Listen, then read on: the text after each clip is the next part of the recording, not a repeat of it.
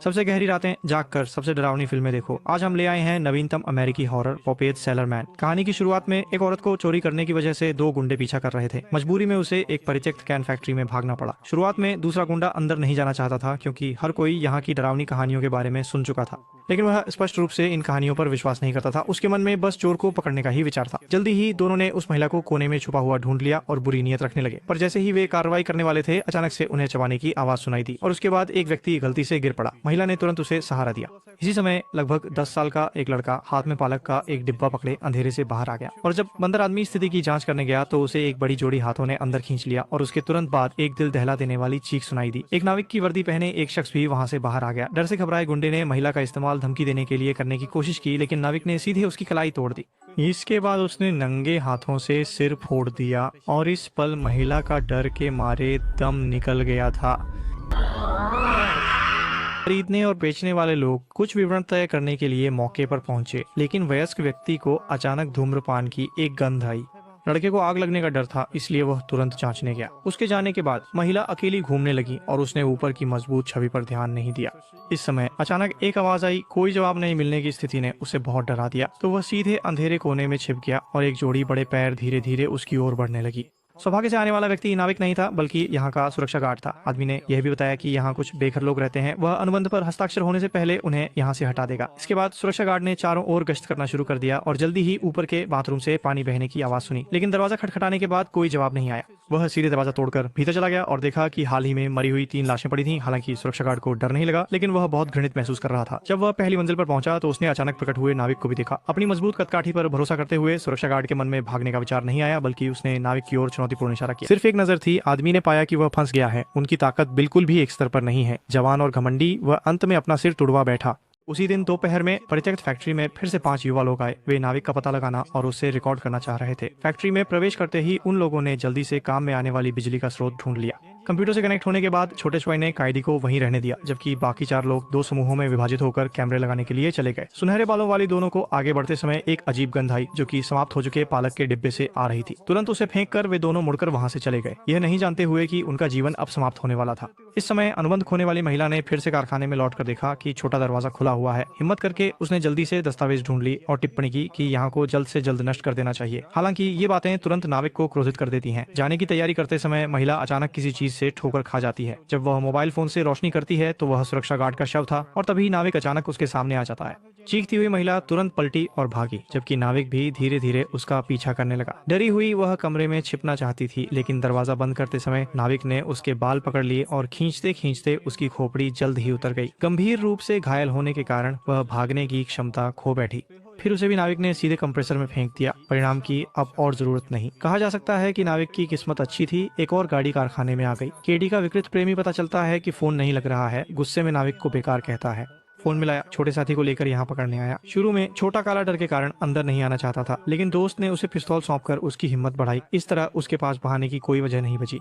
इसी बीच शाओशुआई और उसके साथी ने लॉबी के अंदर कुछ दस्तावेज पाए, जिन पर लिखा था कि कारखाने में पालक प्रदूषण की घटना हुई थी, जो यहाँ बंद होने का असली कारण था। हालांकि बचपन से ही छोटे शहर में रहने वाले उन्होंने इस घटना को कभी नहीं सुना। जाहिर है कि किसी बड़े व्यक्ति ने सच्चाई छुपा ली थी। इस समय जिनफा में दोनों भी वहाँ आ गए और सभी ने कारखाने में कैमरे लगाना जारी रखा। हालांकि मॉनिटरिंग का ध्यान रखने वाली कैदी लगातार मोबाइल फोन खेल रही थी और उसने अपने पीछे की स्थिति पर ध्यान नहीं दिया।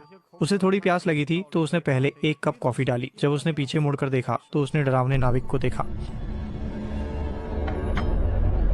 भयभीत कैटी रास्ते में दौड़ पड़ी, लेकिन संयोग से अपने बॉयफ्रेंड की बाहों में जा गिरी। बेहद डरी हुई उसने तुरंत नाविक की बात बताई और जल्दी से इस डरावनी, लेकिन उसके बॉयफ्रेंड का मानना था कि वह यहाँ किसी और के साथ धोखा कर रही है और ऐसा बेढंगा झूठ गढ़ रही है जैसे उसे बेवकूफ बना रही हो। और जब वे लगातार झगड़ रहे थे, तभी पानी का जहाज का कर्मचारी धीरे धीरे उनके पास आ गया। लेकिन बॉयफ्रेंड के साथियों ने डरने के बजाय चाकू निकालकर उसे डराना चाहा, लेकिन पानी के जहाज के कर्मचारी ने बचने की भी कोशिश नहीं की, बल्कि सीधे उसका सिर पकड़ लिया। दूसरी ओर के चारों ने भी केटी की चीख सुनी और तुरंत आवाज की दिशा में दौड़ पड़े। इसी समय बंदूक वाला गुंडा भी अपनी कलाई मरोड़ ली गई। समझदारी से उसने तुरंत उल्टा दौड़ना शुरू कर दिया। प्रेमी भी इस समय बहुत बहादुर था। लड़ने की मुद्रा में आने के बाद उसने सीधे प्रेमिका को अकेला छोड़कर भागने का निर्णय लिया, लेकिन न जाने क्यों जल्लाद ने केटी पर ध्यान नहीं दिया। इस समय छोटा काला पहले ही कारखाने से भाग चुका था और यहाँ तक कि दरवाजा बंद करना भी नहीं भूला। हालांकि जब उसने कार स्टार्ट करके तेजी से एक्सीलेटर दबाया तो पाया कि कार बिल्कुल भी प्रतिक्रिया नहीं कर रही थी, क्योंकि नाविक ने कार के पिछले पहिए को उठा लिया दिया था। बिना विरोध के छोटा काला तुरंत फिर से भाग गया, लेकिन गलती से एक कील पर पैर रख दिया और वह लंगड़ाता हुआ घाट पर पहुंच गया, जहां उसे आए हुए नाविक ने तुरंत ही निपटा दिया। तरफ के 4 लोगों ने पहले ही केटी के गायब होने का पता लगा लिया था और तुरंत एक बार फिर से 2 टीमों में बंटकर खोज शुरू कर दी। जल्द ही जिफा के 2 लोगों ने मूर्त शरीर मिल गया। स्थिति की गंभीरता को समझते हुए वे जल्दी से निकलना चाहते थे और फिर मदद के लिए फोन करना चाहते थे, लेकिन उन्होंने पाया कि दरवाजे को किसी ने बंद कर दिया है।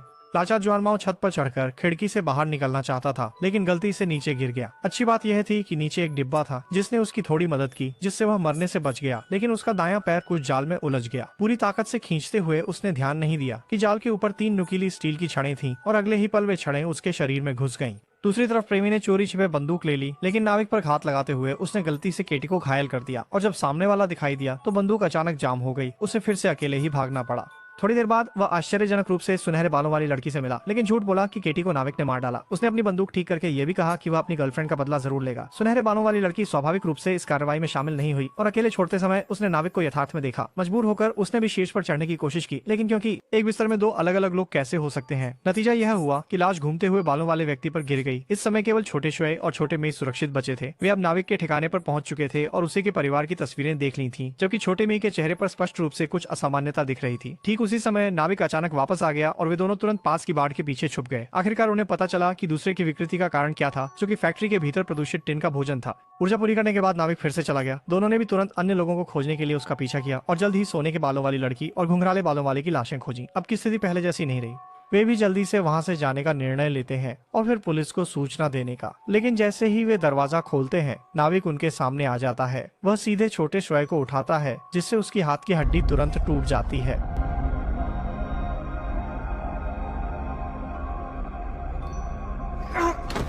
की स्थिति स्पष्ट है। शाओमी और नाविक के बीच निश्चित रूप से विशेष संबंध है। थोड़ी मरहम पट्टी करने के बाद दोनों फिर से बाहर निकलने का रास्ता खोजने लगे, लेकिन जल्द ही फिर से नाविक से आमना सामना हो गया। तुम It's okay. I don't think he wants to hurt us. You recognize me, don't you? You know who I am. Daddy? My.